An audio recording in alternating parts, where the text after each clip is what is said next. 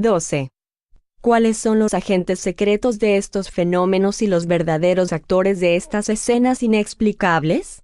Los ángeles no aceptarían estos papeles indignos, y no se prestarían a todos los caprichos de una vana curiosidad. El autor quiere hablar de las manifestaciones físicas de los espíritus. Entre ellas, ciertamente, las hay que serían poco dignas de espíritus superiores. Y si a la palabra ángeles sustituís puros espíritus o espíritus superiores, tendréis exactamente lo que dice el espiritismo. Pero no se podrían poner en la misma línea las comunicaciones inteligentes por medio de la escritura, la palabra, la audición, o cualquier otro medio, que no son indignas de los buenos espíritus, como no lo son en la tierra de los hombres más eminentes ni las apariciones, ni las curaciones y una porción de otros hechos que los libros sagrados citan con profusión atribuyéndolos a los ángeles o a los santos. Sí, pues, los ángeles y los santos han producido en otro tiempo fenómenos semejantes. ¿Por qué no los han de producir ahora? Porque los mismos hechos serían hoy obra del demonio en manos de ciertas personas, siendo así que son reputados milagros de los santos en las de otras. Sostener una tesis semejante es abdicar de la lógica. El autor de la pastoral está equivocado cuando dice que estos fenómenos son inexplicables. Al contrario, hoy es cuando se explican perfectamente, y por esto no se los mira como maravillosos y sobrenaturales. Y aunque no lo fuesen, no sería lógico atribuirlos al diablo, como no lo fue en otro tiempo el hacerle el honor de atribuirle todos los actos naturales que no se comprendían. Por papeles indignos es necesario entender los papeles ridículos y los que consisten en hacer el mal. Pero no se puede calificar así el de los espíritus que hacen el bien y conducen a los hombres a Dios y a la virtud. Pero el espiritismo dice, precisamente, que los papeles indignos no pueden representarlos los espíritus superiores, como lo prueban los preceptos siguientes. 13. Se reconoce la cualidad de los espíritus por su lenguaje. El de los espíritus verdaderamente buenos y superiores es siempre digno, noble, lógico, exento de contradicción. Respira sabiduría, benevolencia, modestia y la más pura moral. Es conciso y sin palabras inútiles. Entre los espíritus inferiores, ignorantes u orgullosos, el vacío de las ideas está casi siempre compensado por la abundancia de las palabras. Cualquier pensamiento evidentemente falso, toda máxima contraria a la sana moral, todo consejo ridículo, toda expresión grosera, trivial o simplemente frívola, en fin, todo asomo de malevolencia, de presunción o de arrogancia, son señales incontestables de inferioridad de un espíritu. Los espíritus superiores no se ocupan sino de comunicaciones inteligentes encaminadas a nuestra instrucción. Las manifestaciones físicas o puramente materiales cuadran más especialmente con los espíritus inferiores, vulgarmente conocidos bajo el nombre de espíritus golpeadores, como entre nosotros los juegos de fuerza son del dominio de los saltimbanquis y no de los sabios. Sería absurdo pensar que los espíritus, por poco elevados que sean, se diviertan representando una farsa, que es el espiritismo. Capítulo 2, numeral 37 al 40 y 60. Véase también el libro de los espíritus, libro segundo, capítulo 1, diferentes órdenes de espíritus. Escala espiritista, y el libro de los mediums, segunda parte, capítulo 24. Identidad de los espíritus. Distinción de los buenos y de los malos espíritus. ¿Qué hombre de buena fe puede ver en estos preceptos un papel indigno atribuido a los espíritus elevados?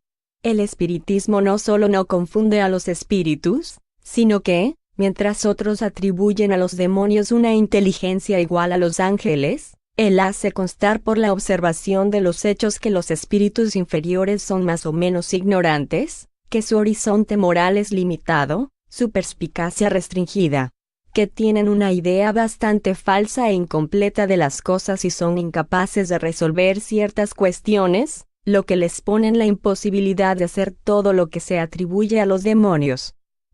14. Las almas de los muertos, con las que Dios prohíbe consultar, permanecen en la morada que les ha señalado su justicia y no pueden, sin su permiso, ponerse a las órdenes de los vivos. El espiritismo dice también que no pueden venir sin el permiso de Dios. Pero todavía es más riguroso, porque dice que ningún espíritu, bueno o malo, puede venir sin este permiso, mientras que la Iglesia atribuye a los demonios la facultad de poder prescindir de él. Va más lejos aún, puesto que dice que si vienen con este permiso cuando los vivos le llaman, no es para ponerse a sus órdenes. ¿El espíritu acude voluntariamente a la evocación o se le obliga a ello? ¿Obedece a la voluntad de Dios, esto es, a la ley general que rige el universo? Juzga si es útil acudir, ejerciendo también de este modo su libre albedrío. El espíritu superior viene siempre que se le llama con un fin útil. No se niega a responder sino a personas poco formales que lo toman todo a broma. El libro de los Mediums, capítulo 25. ¿El espíritu evocado puede negarse a venir al llamamiento que se le hace? Así es, en efecto. ¿Y si así no fuera? ¿En dónde estaría su libre albedrío? ¿Creéis que todos los seres del universo están a vuestras órdenes? ¿Y vosotros mismos os creéis obligados a responder a todos los que os llaman por vuestro nombre? Cuando digo que puede negarse a ello, me refiero a la pregunta del evocador, porque a un espíritu inferior puede obligarle a un espíritu superior. El libro de los Mediums, capítulo 25. Los espiritistas están de tal modo convencidos de que no tienen ningún poder sobre los espíritus, y de que no pueden obtener nada de estos sin el permiso de Dios, que cuando llaman a un espíritu, sea el que quiera, dicen, ruego a Dios Todopoderoso permita a un buen espíritu comunicarse conmigo. Ruego también a mi ángel guardián tenga a bien asistirme y apartar los malos espíritus. O bien cuando se trata del llamamiento de un espíritu determinado, ruego a Dios Todopoderoso permita al espíritu de tal comunicarse conmigo. El libro de los Mediums, capítulo 17, numeral 203. 15. Las acusaciones lanzadas por la Iglesia contra primera práctica de las evocaciones no conciernen, pues, al espiritismo, puesto que se dirigen principalmente contra las operaciones de la magia con primer cual no tiene ninguna relación, puesto que condena en estas operaciones lo que ella misma condena, puesto que no atribuye a los buenos espíritus un papel indigno de ellos, y puesto que, en fin, declara que no pide ni quiere obtener nada sin el permiso de Dios. No hay duda de que puede haber personas que abusen de las evocaciones, que hagan de ello un pasatiempo y diversión y que las aparten de su fin providencial para emplearlas en pro de sus intereses personales, que por ignorancia, ligereza, orgullo o concupiscencia, se separen de los verdaderos principios de la doctrina. Pero el espiritismo formal desaprueba esto, así como desaprueba la religión los falsos devotos y los excesos del fanatismo. No era, pues, lógico ni equitativo imputar al espiritismo en general los abusos que condena, o las faltas de los que no lo comprenden. Antes de formular una acusación, es preciso ver si es justa. Diremos, pues, que la reprobación de la Iglesia se dirige a los charlatanes, a los explotadores, a las prácticas de la magia y de la hechicería, y en esto tiene razón. Cuando la crítica religiosa o escéptica señala los abusos y vitupera el charlatanismo, hace resaltar mejor la pureza de la sana doctrina, ayudándola de este modo a desembarazarse de la escoria. Y con esto facilita nuestra tarea. Su error está en confundir el bien y el mal, por ignorancia del mayor número y por mala fe de algunos. Pero la distinción que ella no hace, la hacen otros. En todos los casos su censura, a la cual se asocia todo espíritu sincero en el límite de lo que se aplica al mal, no puede alcanzar a la doctrina. 16. Los seres misteriosos que se presentan del mismo modo al primer llamamiento del herético y del impío como al del fiel, del crimen como de la inocencia, no son los enviados de Dios, ni los apóstoles de la verdad, sino los secuaces del error y del infierno. Tenemos que al herético, al impío y al criminal, Dios no permite que vayan los buenos espíritus a sacarles del error para salvarles de la perdición eterna. No les envía sino los secuaces del infierno, para hundirles más en el fango. Mas aún, no envía a la inocencia sino seres perversos para pervertirla. No se encuentra, pues, entre los ángeles, entre esas criaturas privilegiadas de Dios, ningún ser lo bastante compasivo para acudir en auxilio de esas almas perdidas, para que las brillantes cualidades de que están dotados, si no sirven más que para sus goces personales, son realmente buenos, si en medio de las delicias de la contemplación ven a esas almas en el camino del infierno y no corren a salvarlas. ¿Acaso no es esta la imagen del rico egoísta, que teniendo hasta lo superfluo, deja sin piedad que el pobre muera en la puerta de su casa? ¿No es esto el egoísmo que se erige en virtud y pretende elevarse hasta los pies del Eterno? ¿Os maravilláis de que los buenos espíritus vayan al herético y al impío? ¿Olvidáis, acaso, esta parábola de Cristo? El que está sano no tiene necesidad de médico. ¿Os empeñáis en no ver las cosas desde un punto más elevado que los fariseos de su tiempo? ¿Y vosotros mismos, si fuerais llamados por un incrédulo, dejaríais de ir a él para ponerle en el buen camino? Los buenos espíritus hacen, pues, lo que vosotros haríais, van al impío a decirle buenas palabras. En lugar de anatematizar las comunicaciones de ultratumba, bendecid los caminos del Señor, maravillaos de su omnipotencia y bondad infinita. 17.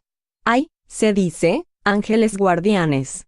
Pero cuando no pueden hacerse oír por la voz misteriosa de la conciencia o la inspiración, ¿por qué no se emplean medios de acción más directos y más materiales que puedan afectar los sentidos, puesto que los hay? Dios pone, pues, estos medios, que son obra suya, porque todo proviene de él y nada sucede sin su permiso, a disposición únicamente de los malos espíritus, mientras que impide a los buenos servirse de ellos. De esto se deduce que Dios concede a los demonios más facilidad para perder a los hombres que no a los ángeles guardianes para salvarles. Pues bien, lo que los ángeles guardianes no pueden hacer, según la Iglesia, lo hacen los demonios. Con ayuda de estas mismas comunicaciones llamadas infernales, vuelven a Dios a los que renegaban de Él, y al bien a los que estaban sumergidos en el mal. Nos dan el extraño espectáculo de millones de hombres que creen en Dios por el poder del diablo, siendo así que primera Iglesia había sido impotente para convertirlos. ¿Cuántos hombres que no oraban jamás, oran hoy con fervor, gracias a las instrucciones de esos mismos demonios? ¿Cuántos vemos que de orgullosos, egoístas y silenciosos, han venido a ser humildes, caritativos y menos sensuales? Y se dirá que es obra de los demonios. Si así fuera, es necesario convenir en que el demonio les ha prestado un gran servicio y les ha asistido mejor que los ángeles. Es preciso formarse muy pobre opinión del juicio de los hombres en este siglo para creer que pudiesen aceptar a ciegas tales ideas. Una religión que de semejante doctrina hace su piedra angular y se declara minada por su base si le quitan sin piedad sus demonios, su infierno, sus penas eternas y su Dios, es una religión que se suicida. 18. Dios, que envió a Cristo para salvar a los hombres, probando de este modo su amor hacia sus criaturas, ¿las hubiera dejado sin protección? Sin ninguna duda, Cristo es el divino Mesías, enviado para enseñar a los hombres la verdad y mostrarles el buen camino. Pero solo desde que Él vino, contad el número de los que han podido oír su palabra de verdad. ¿Cuántos han muerto y cuántos morirán sin conocerla? Y entre los que la conocen, ¿cuántos son los que la ponen en práctica? Porque Dios, en su cuidado por la salvación de sus hijos, no les enviaría otros mensajeros, que viniendo a la tierra, penetrando en los más humildes aposentos, dirigiéndose a los grandes y a los pequeños, a los sabios y a los ignorantes, a los incrédulos y a los creyentes, enseñaran la verdad a los que no la conocen, la hicieran comprender a los que no la comprenden, y suplieran con su enseñanza directa múltiple la insuficiencia de la propagación del Evangelio y apresuraran el advenimiento del reino de Dios. Y cuando estos mensajeros llegan en masas innumerables, abriendo los ojos a los ciegos, convirtiendo a los impíos, curando a los enfermos, consolando a los afligidos, a ejemplo de Jesús, vosotros los rechazáis, y repudiáis el bien que hacen diciendo que son los demonios. Tal era también el lenguaje de los fariseos respecto de Jesús, porque ellos también decían que hacía el bien por el poder del diablo. ¿Qué les respondió? Reconoced el árbol por su fruto. Un mal árbol no puede dar buenos frutos. Pero para ellos, los frutos producidos por Jesús eran malos, porque venía a destruir los abusos y a proclamar la libertad que debía arruinar su autoridad. Si hubiera venido a lisonjear su orgullo, a sancionar sus prevaricaciones y a sostener su poder, hubiera sido a sus ojos el Mesías esperado por los judíos. Él estaba solo, era pobre y débil. Le hicieron perecer y creyeron matar su palabra. Pero su palabra era divina y le ha sobrevivido. Sin embargo, se ha propagado con lentitud, y después de 18 siglos, apenas es conocida de la 10ª parte del género humano. Y cismas numerosos han estallado en el seno mismo de sus discípulos. Entonces Dios, en su misericordia, envía a los espíritus a confirmarla, completarla, ponerla al alcance de todos y derramarla por toda la tierra. Pero los espíritus no están encarnados en un solo hombre, cuya voz hubiera sido limitada. Son innumerables, van por todas partes y no se les puede coger. Y este es el motivo de su enseñanza, que se extiende con la rapidez del relámpago. Hablan al corazón y a la razón. He aquí porque los más humildes las comprenden. 19. ¿No es indigno de los celestes mensajeros, decís vosotros, el transmitir sus instrucciones por un medio tan vulgar como es el de las mesas parlantes? ¿No es ultrajarles suponer que se divierten en trivialidades, dejando su brillante morada para ponerse a disposición del primero que los llama? ¿Jesús no dejó la morada de su Padre para nacer en un establo? Por otra parte, ¿dónde habéis visto nunca que el espiritismo atribuya a las cosas triviales a los espíritus superiores? Por el contrario, dice que las cosas vulgares son producto de espíritus vulgares. Pero no porque sean vulgares han dejado de afectar las imaginaciones, sirviendo para probar la existencia del mundo espiritual y demostrando que este mundo es otra cosa distinta de lo que se creía. Esto en el principio era un medio sencillo como todo lo que empieza. Pero el árbol, aunque salido de un pequeño grano, no por eso, más tarde, ha dejado de extender muy lejos su ramaje. ¿Quién hubiera creído que del miserable pesebre de Belén saldría un día la palabra que debía conmover al mundo? Cristo es el Mesías divino, esto es indudable. Su palabra es la verdad, también es muy cierto. La religión fundada sobre esta palabra será inquebrantable, esto es la realidad. Pero con la condición de que siga y practique su sublime doctrina y no haga de un Dios justo y bueno, tal como Él nos lo reveló, un Dios parcial, vengativo y despiadado.